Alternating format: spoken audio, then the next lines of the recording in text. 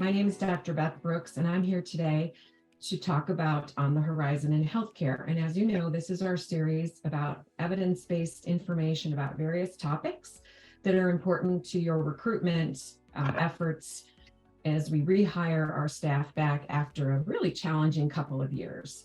So I just recently did a session talking about the National Student Nurses Association survey, and that survey is conducted every year, and we learn about what are those new graduate nurses experiencing as they transition into their first professional role. And so during this pandemic, it was probably one of the most unusual times we've ever had, where those new graduates, much of their practice-based clinical learning was canceled or had to be held for a period of time because of COVID. And so many of the colleges and schools of nursing across the country had to really quickly reconfigure how they were going to do clinical hours for their students, because the students are required by various state laws and accreditation to achieve so many clinical hours. And so it was really a challenging time, and our colleges of nursing did a really great job of adapting quickly in really difficult circumstances. So today I've invited an expert who is I've been a nurse educator her whole career, has a very illustrious career, and I'm fortunate that she's my colleague and friend. So today I've invited Dr. Elizabeth Speakman to join us to talk about how are the colleges of nursing adapting now as we move forward to ease that transition for those graduate nurses, because that's certainly something that they're going to talk about during their interview. What kind of residency or what kind of preceptor program will there be? So I want to talk and have Liz talk about that today. So Dr. Speakman is the Senior Associate Dean and a Professor of Nursing at the School of Nursing at the University of Delaware. And so in her role, she's essentially the lead dean, leader of the college. And Dr. Speakman, prior to being at University of Delaware, was the Associate Provost for Interprofessional Education and Telehealth Education, and a professor at University of the Sciences in Philadelphia. So Liz has this tremendous background both in interprofessional education, in telehealth, and she's also just been a leader in nursing education, having had tremendous amount of experience at the national level at the National League for Nursing. And in her spare time, she's also written a few books. So Dr. Speakman has written a book about interprofessional education. She's written a book about teaching in nursing and clinical teaching in nursing. So I couldn't think of anybody better to come and talk to us today about how are we going to use what we've learned from the COVID pandemic around nursing education to help our new graduates transition into their professional role. So Dr. Speakman, welcome. It's so great to have you and to see you. And so I've prepped you a little bit with a few questions, but one of the things that runs in my head, you and I have been nurses a long time. And I can remember way back in the day when reality shock was the new term. What new graduate nurses experienced was this reality shock, because what they experienced in school and then what they experienced in their first clinical jobs was really quite different. So can you talk a little bit about that graduate nurse transition into practice? And we seem to still have a bit of a disconnect between what the deans believe how their students are prepared and what the chief nurses are seeing when the students arrive or the new graduates arrive. So talk a little bit about why we still are challenged with this issue. Well, first of all, thank you. I feel honored to be able to, discuss these topics. I think they're just absolutely timely and something that we really do need to have an open discussion about, right? So I think it's interesting that you talked about reality shock. So years ago, it was sort of that hidden, secretive kind of conversation, educators saying, well, we're not ready our students are ready for as generic practice, and our clinical partners are saying, they're not ready. So we haven't, unfortunately, really come up with a very strong plan of creating that symbiotic relationship. And so when you proposed this question, I did a lot of reflection. I thought, well, why is this true? I mean, it really made me think, how is it possible that for the last 40 years, we're having the same discussions, right, with no outcomes? And so I kind of thought of the fact that, hospital systems are now acquiring many hospitals. So one hospital system can have 10 hospitals, let's say. And for some reason, they're able to provide standard of care across 10 hospitals. Yet, hospital systems and academic systems are unable to create standards of care. I don't know. So one of the things that made me think about this is that we're not doing enough talking. Right. So if you think of a hospital system that has 10 hospitals underneath it, those CNOs are all collaborating. They're all talking. They're all looking at standards of practice, and they're making sure that it's drilled down to each of the hospitals with standard practices. And then you have academia, and they're not in these conversations. So one thing I think that's interesting that's new is the new accreditation essentials that have come out through AACN, the CCNE as the accrediting body, requires that our curriculum be vetted, discussed, and have our clinical partners as part of that discussion. So we're in the process of relooking our curriculum. And so I've invited our clinical partners to come in and say, look at the curriculum, what works and what doesn't work. What else do we need? Who else do we need to have at the table? So a CNO may say, listen, I'm really not the right person. My person in charge of practice would be a better person. So sort of to make those relationships and get those educators and those practice, individuals together at the same time, writing curriculum together. There is a little bit of a caveat that goes with that. So what I think sometimes our clinical partners, and I think having these relationships, they'll understand. What our clinical partners don't necessarily always understand is that we have standards to meet for the academic world. So we just don't have nursing to be responsible for. We have all of those generic education courses. We live in a system that has Monday, Wednesday, Friday, Tuesday, Thursday course delivery, right? And so while diploma programs did an amazing job of creating their curriculum based on the geography of the hospital, and then completely co-opting and making sure their students lived and spent most of their time in the hospital, and therefore their graduates were much well prepared to move into that clinical. We don't have a homogenized clinical experience. Our students go to a variety of clinical settings. So the question then comes up, how do you prepare a student for practice when they have to be ready to practice in every arena?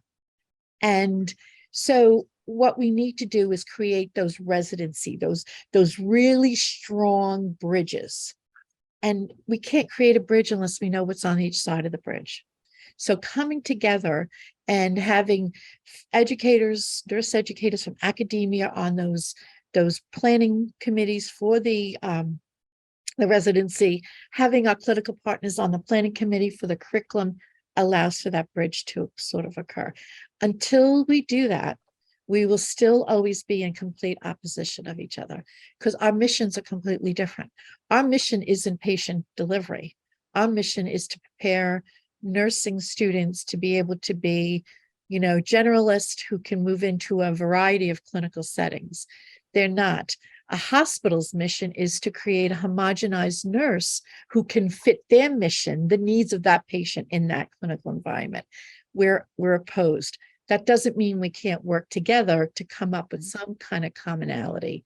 And until we do that, it's still going to be the same, But I have great hopes that we're having different conversations now. Yeah, well, and I have to say, Liz, what you just said hit me. It was like, holy cow, I never thought of it that way.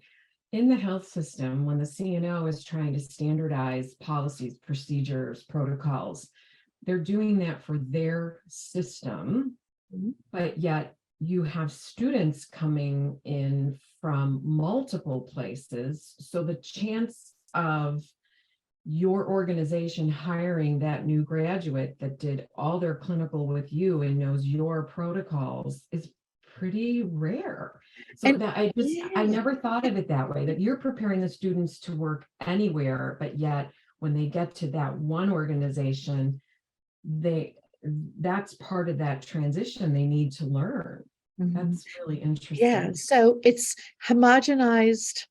So it's homogenized at the hospital setting, but it can't be homogenized. You don't want a graduate to be only in one clinical experience, because we all know every hospital has a different patient population, right? Right. And serves the area that surrounds them. So if students only go to that one hospital, they never get the opportunity to see other, Right. I patients understand. from other different, ethnic, Mhm. racial, cultural, even as much as, some in Delaware, it's a small state, but Northern Delaware and Southern Delaware are totally two different cultures. Right. So to create a homogenized student, it's a disservice to that student, and it's disservice to the patients, because this will be Mhm. the only way that they know to, Right. to, to move. So I think that the key is we have to understand each other better. And I think Mhm. we're moving to that. And I think nurse burnout has helped that a little bit, but we are Mhm. moving towards those kind of conversations, you know? Well, yeah, yeah, and I think it's great too that the accreditation standards for the colleges are sort of pushing that door open a little Yeah, wider. I yeah, think that's really, yeah. They're really requiring good. it now. It Yeah, used to that's be a recommendation. It's a mm, requirement now. And now you have to demonstrate how you collaborated and communicated and how your clinical partners had an input in the curriculum. So they're oh, forcing the issue in some sense. And I think that is what is going to create these bridges. Uh, absolutely. yeah. Yeah. And I think also for us at UD, we've changed our advisory board. We've added more clinical partners. We've added business and industry individuals to our advisory board. And I think that helps us understand healthcare delivery a little differently. And then that can help generate better educational programming in some Well, yeah, sense, because you better understand what the employers need and want and are right? looking for. Whether Yeah, it's hospital settings or whether it's business and industry, because there's sure. nurses in both areas. So how do we make sure we prepare individuals to do that? And then finally, if you think about, and I've done a lot of thinking about this, I thought this was a really intriguing question. Um, if you're an accounting major at any, and you graduate, there's no guarantee that when you move into your first accounting position that you've learned all of the intricacies of that accounting firm. You know the foundations of accounting. And then it's up to you to apply those foundations to the firm that you're working for, right? Right, Same right. thing. You take your CPA exam after you finished. You take your nursing license after you finish your content. So it's the same kind of foundational coursework that prepares you for that arena. Yeah. Well, and maybe that's something that we should do a better job at in nursing is talking about how do other disciplines make that transition, because I can't imagine nursing is the only discipline that has that transition to practice. And maybe nursing we could learn from Right. accounting firms or where, Absolutely. law firms, wherever Absolutely. it might be for those transition ideas. Absolutely. And what do Yeah, their orientation programs look like? exactly. Yeah, exactly. So, yeah, Yeah. absolutely. So one of the second thing I wanted to talk a little bit about was the whole idea of the honeymoon phase, and the new graduate has those first couple of months where they're very optimistic and hopeful, and they're in the honeymoon phase, and then reality perhaps sets in, and so we still have a challenge with new graduate turnover. And you and I both know that there's been a lot of work from the National Council of State Boards of Nursing to help us understand clinical requirements, how much clinical time needs to be patient practice focused, how much needs to be or can be comfortably done in the simulation center. So talk a little bit about how the college is adapted when those clinical hours, the patient care clinical hours were canceled during COVID, and what you've all learned about simulation moving forward now, and how might that hopefully impact new graduate turnover. So we're pretty fortunate. We have a pretty robust simulation, and I often say simulation saved us. So every student at UD graduated on time. We had no interruption. And so when we had a hiatus of clinical experiences, we did move into the simulation, but we have high fidelity simulators who are just incredible in mimicking patient experiences, mimicking, not total, because you cannot take away that human interaction piece that comes with live clinical experiences. But the simulators were able to help us get those evidence-based kind of activities and see that the student was competent in moving forward. And so we did rely on our simulation a fair amount. And we have just been given the ability to count 2 hours of clinical for 1 hour of simulation. So for every hour of simulation, it counts to 2 hours of clinical. That's how, which is, there's only 5 schools in the country that have been granted that opportunity. And so that just tells you the greatness of the simulation. However, simulation, as I said, is a simulated activity, a wonderful place for a student to practice, a wonderful place for a student to stop and redo, right? And sort of work through those kinks before they get to the live interaction. So that, I think, is very helpful. Students report back to us that they went into the clinical environment comfortable because they practiced it many times in the skills area before they went in, which is kind of nice, because you and I know that when we were in nursing school, it was like a little box that they pulled out and you pretended, everything was pretend. And then when you went to the hospital, it looked nothing like what we had in that little box that they handed us. Our simulation is state of the art, and it does mimic it in all matters, but it's not in lieu of. It is definitely never in lieu of. But the honeymoon, it's interesting. I think we have a different, I think the pandemic, and I am, as everyone else, I'm getting tired of blaming everything on COVID and the pandemic. But the reality is that the students today, and even the faculty, have never lived through any of these events, right?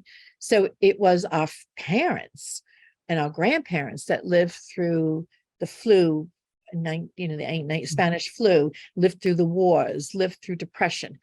We have not had that resilient need. We have never needed to be that resilient. Certainly Vietnam, some educators are still have family or spouses or were, but we've really gotten away from that. So now we have educators, and we certainly have students who've never had to deal with such a unbelievable challenge. And so how do you do that? I think resiliency, we're seeing students don't have the resiliency. They don't have the stamina. They've lost some social interaction because they spent time on a Zoom versus, and as a nurse, we're hands-on, we touch, we talk, we're very, as you see me using my hands, that's the way that we are. And so when you're in a one-dimensional Zoom experience, you're losing that piece. So we're trying to reintegrate that back in and getting students feeling comfortable about that. I have a theory. It's not based on anything except that it's my theory. And I've asked this of our local CNOs, and they've said, that's not a bad thinking, but why does the nurse at the bedside get paid less than nurses in other specialty areas? It's almost like an upside down. So maybe it should be the nurse at the bedside gets a higher salary than the nurses who move out to specialties. And so the cone switches, right?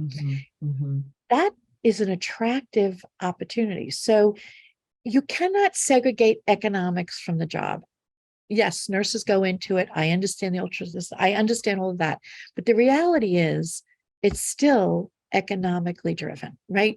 Becoming a nurse changes your socioeconomic status, plain and simple, regardless of what program you go to. So if salary matters and you're getting paid less and you're working with patients who are dying, you're working with high acuity numbers, right? Because these numbers are so high. and you're getting paid less, then why stay in the job? There's so many more opportunities out there. So nursing, so there is a trend of nurses leaving nursing altogether, which is interesting because for us, when we left the bedside, we went into either into specialties or administration or education or into industry or drug sales or something, but we kept our hands in nursing. The trend is they're moving out of nursing. They're seeing more lucrative jobs with less stress. Hospitals are working really hard for respite. They really are working very hard. Some CNOs have reported that they have actually gone to where students or sorry, staff could call in sick that morning and just say they made a mental health day. That was always a no-no when we were nurses. You never did that. So they're looking at the mental health of their staff. And I think that is very helpful. But I still say it's economically driven. I think the honeymoon comes off when you realize the salary and that you look at the other salary opportunities and you're working weekends and nights and days and the high acuity. And now, remember before the vaccine, you know, those graduates and those nurses were working without a vaccine at their own personal risk. Right. And their family's personal risk. And so they're exhausted. They're burnt out. They're exhausted. And nursing isn't as exciting for them anymore. It's not a calling for them as it had been. And I think the hospitals are working really hard to create opportunities. I just, again, speaking to the CNOs both in PA, New Jersey, and in Delaware very recently, you know, they talk about you know, like we have a knitting club for folks to come and sort of chat and talk. They have all of these programs that they put in place that folks can come and talk, and they have apps that they're offering these staff. So they're really working hard on it. I still think we need to fix that economic disconnect as well. Yeah, no, I understand that. I hear you. And I think that goes back to your earlier comment, because we're on the cost side of the ledger and not on the revenue side. So that's a whole nother That's something, right? Until we fix that. Yeah. So let's talk a little bit about, because in preparing for our chat today, I did a little bit of research, and I knew about ANCC, American Nurses Credentialing Center, having standards around nurse residency programs to ease that transition. But then I also learned that I don't think I realized CCNE also has for those, that's the Collegiate Accreditation Commission for the Colleges of Nursing. So you have the practice side saying, here's how a standard nurse residency should be structured. You have now the academic teams saying, here's how that nurse residency should be structured. Do you think, or do you hope that those efforts are going to help standardize these residencies that are going to help those new graduate nurses move through? I was surprised to learn that there's a residency on the college side too, or recommendations how to structure a new graduate transition to practice residency. Yeah. So I'm not sure I know the answer to it, just like I don't think most people do. I think it's an attempt, absolutely a very good attempt towards it.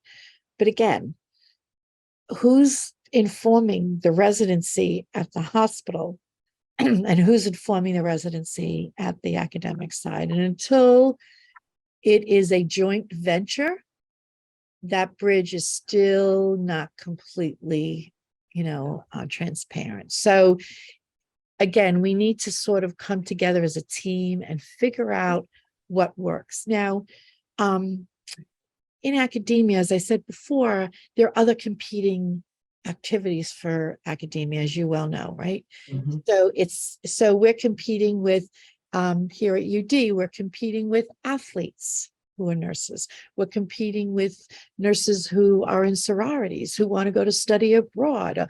So there are so many competitive. The student who comes to UD, and I'm presuming many universities, want the college life. They want a college life along with their curriculum, right? That's not so when you get to practice. The personal life has no influence on your practice. right? But here in academia, it does. So how do you create and it's the maturational, right? So our students are from high school, they're 18. There needs to be some kind of maturational Right. process for them, Mhm. because when you Mhm. work as a nurse, you have to be ready and able, right? It's stressful. You witness death, you witness birth, you witness a catastrophe. You see things. There's some kind of maturational need that has to occur, and that's sort of some of our job too in academia. So it's kind of hard for us to marry getting them perfectly ready for the clinical and also for the social piece of it and the maturational piece of it. Mhm. But I do think that there is a lot more conversation that's ever been before. The Yeah. finger pointing has sort of stopped.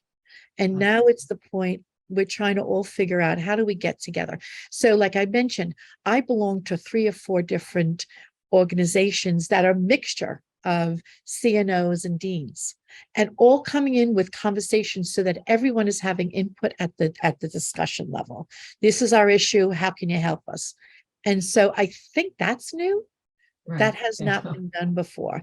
And so Yeah. that's a nice opportunity where someone in practice can say, this is our issue. And then academia can sort of say, well, we'd like to help with that, but we have this other competing. Oh, I didn't realize, what's going on. So it's almost like, you know, you don't know what you don't know unless you're involved in it intimately, right? So how do you do that? So I'm learning a lot about the residency programs at each clinical organization, right? And so there's a Mhm. there's a major push in at least the Delaware area to really create a very cohesive group of folks. Again, using that mindset, I think, when I was thinking about it, how can a health system have 10 hospitals and get along, but academia and clinical can't? Right. So I think it's Right. because they have the same mission. So I think figuring out each other's mission will help that as well. Yeah.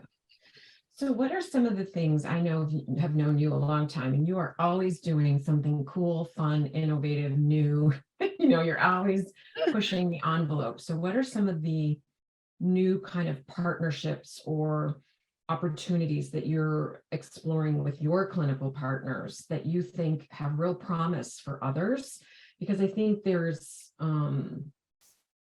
maybe a lack of again, I think the point you've made is really important. The more that the hospital team, whether that's the CNO, the head of staff development, or organizational development and HR, those folks have got to be talking with their academic partners. And so what are some of the things that you're doing that will ease that graduate nurse transition that you think you're really excited about and that are potentially, have really good Well, prospects for the future? we started with having an open door. So, for instance, my statement to my clinical partners is, what do you need? Tell me what you need. If you tell me what you need, I could tell you if we could do it, if we can build it, if we can create it. So we were approached by a pediatric facility in Delaware, and they said, we have no perioperative nurses. We just don't have it.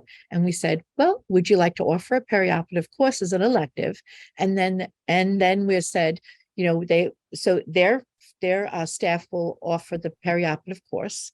And then I said, but you have to give us clinical placements for our capstone in perioperative, because without the clinical piece to the didactic, it is of no use. So now we're starting in January, we'll have a perioperative course because our clinical needs it. And so another health system came and said, wait, we need this as well. So we said, join the forces.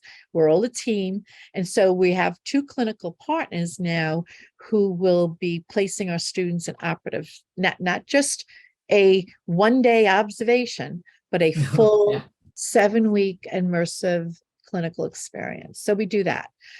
So we're also we have money from the Highmark, which is the local health insurance, to increase veteran health. So what we've learned is that veterans are coming to the ER and they're presenting with COPD.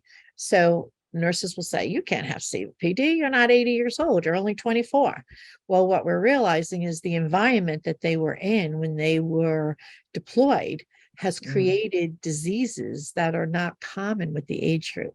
So we have something called VCAT, which veterans are paired with athletes, and they work on, and then they do nutrition, but we also have a course, an elective course in nursing about veterans health, preparing students to say, if they come into your ER and they look like they have COPD, don't use that number that the books tells you is usual. So that's another exciting opportunity. We joined the NLN, we raised our hand, we literally ran and raised our hand to join the RQI project. So that's that project with the American Heart Association and NLN and Laerdal, where you no longer will do CPR every 2 years. You will do CPR. Liz, define Laerdal Oh, and NLN, just in okay. case. So thank you. So NLN is the National League for Nursing. It's the oldest nursing organization. It was 1899. It was first established, believe it or not. And Laerdal is the maker of the Annie, the original Annie resuscitation, but now has moved into multiple simulation. And so they did a research and they found that the amount of loss of knowledge when you do CPR training every 2 years is staggering. So now we had the RQI project, which is resuscitating quality, and I can get it to you, but I don't remember the acronym, has students doing CPR every quarter. And so they do CPR. We have a mannequin there. They do it at their leisure. They get a printout and it says, yep, you did good chest compressions, or nope, those chest compressions. And then in lieu of getting a CPR card every 2 years and doing your training every 2 years, you do it every quarter. And so quite a few of our hospitals here already have done that. So the CPR card is going to be of the past. We're now going to do CPR training every quarter. And so we're part of a pilot project which they've done it already in hospitals, and we're now doing it in academia. And so we've embedded students. And so every quarter students have to go on their own. We have a machine and they go and they do their chest compressions and they do their CPR. And so they get it. Which makes great sense, Liz, Makes because great there's a sense. skill that a graduate nurse in her first year, his first year of practice, is going to be very anxious about their first code situation. But if they have been doing CPR every quarter, so that's a small piece, but it should help ease that transition. And they're looking for plenty of partners. They're looking to grow because this will be, and it's wonderful. If anyone's interested, they just can go on RQI /NLN and read about the research that has been done. This is an established research that was done and conducted to show the loss. Other things, we have a full semester abroad at the University of Limerick in Ireland. So our students will take nursing courses in Ireland, which we're just super excited about, because most study abroads are only, done in a short period of time, like during the, Christmas break, a holiday break. There's only one other school in the country that I know of that does a semester abroad program. So we're super excited about that, to have students. They're super excited to be able to. And then we're going to, of course, infuse that whole notion of how is care delivery in the United Kingdom at Ireland different or the same as it is in America. So I think it gives a student remember, we're trying to avoid that homogenized learning opportunity and get students to really think differently. We have so many things going on. And I guess our final super exciting project that we're putting in a $6 million grant to the Department of Labor. And that grant we'll be looking, and I'm spilling the beans of what our grant is, but I'm okay with that. Our grant is going to be it's to increase nurse educators. And so we did a sort of a why folks are not going into nursing education, and what is sort of that piece behind wanting those, again, trying to create these symbiotic relationships with our clinical partners. So we are partnering with a community college, which will offer the RN to BSN program, and we will offer the master's in nursing education, and it will be a seamless. But the caveat, which I think is super exciting, is that our clinical experiences for these folks in academia will be cooperative. So they're not going to just be nurse educators. They're going to be clinicians in clinical. Oh, They can be staff educators. They can be the educators of the residency program. We're asking our clinical partners to help define what they need as in education in their clinical settings. And so the student will have all of that. They will not be just in academia. They will go across all different types. And we are focusing on underrepresented and minority populations. That will be the students with scholarships. Completely well, funded.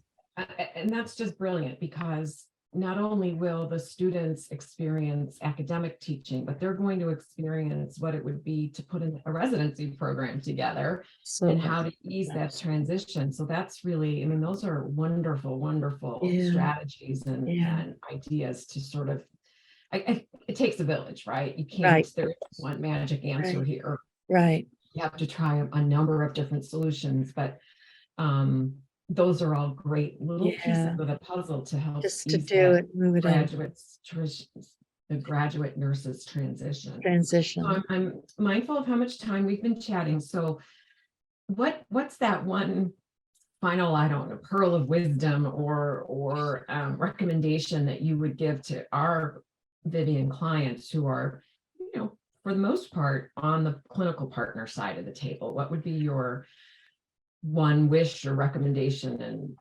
advice? Yeah, so I think it would be just openness, right? No lines in the sand, teamwork, right? So like, here comes my IPE head right back in there. Like it takes a village, like you just said. What can we do to work together? And I think the outcome would be better patient outcomes, but I think there would be better academic outcomes as well. Um, and maybe we can diffuse those reality shocks or those conversations on the clinical unit that the student is not prepared and that, like, so if our clinical partners see us working together, and then that trickles down to the student and the staff, and they sort of see like, wait a minute, this is something that works. So again, I'm going to go back to hospital systems thinking, right? So when these health systems brought on, and I was at a health system that brought on other hospitals, there was angst because they do it differently and they're a different population. But somehow they have been able to figure out how to have hospitals in multiple states with different patients, different different patient needs, and come together as one system, one health, one system. Yet we haven't been able to, for all these years, been able to create one health, one education between academia and healthcare. And I don't understand why. So I think we need more individuals who have that systems thinking in Mhm. both clinical and in academia, who can bring us to the table and say, stop that, stop with your sacred cows. Okay, they're off the table. Now we're doing system thinking. This is the way we work together. And I think folks like you, right? You're a systems thinking person. Mhm. Mhm. That kind of conversation has to happen. And until it does, you're still going to have the faculty that say they want too much, and you're still going to have the staff that say they're not prepared, because we are not creating a systems approach to it and not demonstrating that ability to work across the aisles with each other. And I think until we do that, we're just going to plug along and Yeah. do what we got to do, and they're going to do what they got to do. And Yeah. we're going to constantly be at this odd with each other. And you know what? The patient loses. The patient loses in this whole thing. So I think if we all have the goal is good patient outcomes, then how do we each get to the table? Because if you think about it, we have one scope of practice, but that patient is touched by many people with different scopes of practice, yet somehow all those scopes of practice are able to work together towards a patient outcome because of that communication, right? The teamwork, the whole 4 tenets of IPE. Let's use that as our mission to move forward together. I think that would, so I guess to these folks, invite an educator to your meetings and ask them their question. And I think to any educators, we need to invite our clinicians to the meeting get them Yeah. there. Let them see that, drill down to the conversations. And then we can work as a real team. So, Oh, that's so good. Well, thank you, Liz. oh, thank you. This is This, exciting for me. I get to talk about my no, passion here. So thank you yeah, no, for I doing it. just think it's been, you have given so many great little pearls of wisdom and ideas, and I just want to thank you. And from all of us at Vivian Health, thank you for joining us Yeah. today. And if any of our folks who are listening today have questions or needs references or things defined or resources, please let us know. You can reach us online at hire.vivian.com. And I want to thank you again. Goodbye.